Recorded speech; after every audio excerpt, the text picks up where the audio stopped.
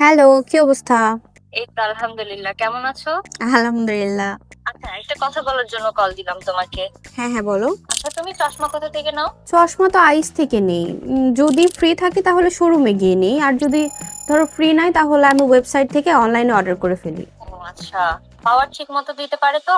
হ্যাঁ, ওরা তো ল্যাব টেস্টের যে রিপোর্ট ওটা ডেলিভারির সাথে দিয়ে দেয়। মানে প্রত্যেকটা লেন্সের সাথে ওরা যে চেক করছে সেই রিপোর্টটা আবার ডেলিভারির সময় দিয়ে দেয়। আমি ধরো চেক করি তারপরে এরপরে প্রোডাক্টের ডেলিভারি নিই। আচ্ছা, সাইজ বা কালার যদি ঠিক না হয়?